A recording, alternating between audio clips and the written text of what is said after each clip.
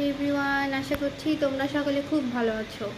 ফ্রিজে কদিন থেকেই একটা ইলিশ মাছ পড়ে আছে, তো আজকে সেটা দিয়ে ভেবেছি ইলিশ পোলাও বানাবো। তাই ভাবলাম তোমাদের সাথে একটু শেয়ার করি। তো চলো, আমি যেভাবে ইলিশ পোলাওটা করি সেটা আজকে তোমাদের সাথে শেয়ার করব। তো এই যে একটা ইলিশ মাছ আমি ভিজিয়ে রেখেছিলাম প্রায় 2 ঘন্টা আগে, যেহেতু শীতের দিন খুব সহজে এটা আসলে বরফ ছাড়তে চায় না, তো এখন এটাই কেটে নিব। প্রথমে মাছটাকে আঁশটা ছাড়িয়ে কয়েকটা পিস করে কেটে নিলাম। মাথার লেজের দিকের অংশটা বাদ দিয়েছি, শুধু মাঝের অংশগুলোই নিয়েছি। এরপর আমার ইলিশ পোলাও করতে করতে যা যা ইনগ্রেডিয়েন্টস লাগবে সেসব নিয়েছি।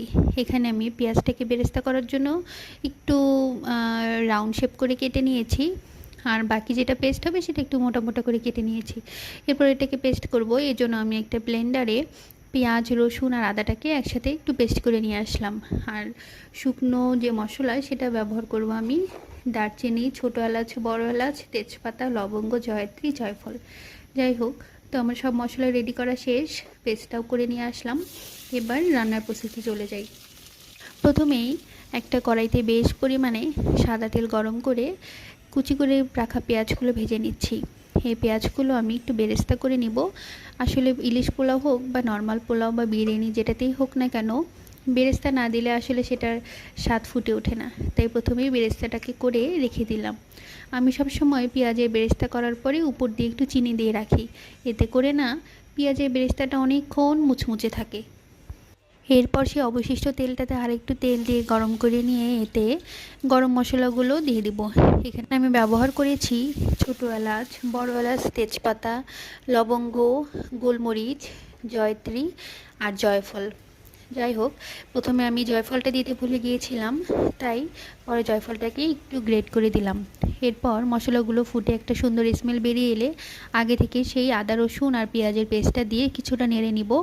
আর উপর থেকে বেশ কটা কাঁচামরিচ দিয়ে দেবো। আসলে কাঁচামরিচ দিলে সুন্দর একটা স্মেল আসে। পর মশলাটাকে প্রায় অল্প আছে মিনিট 5 মতো কষিয়ে নিব এবং পরিমাপ মতো নুন, মরিচের গুঁড়ো সব কিছু দিব।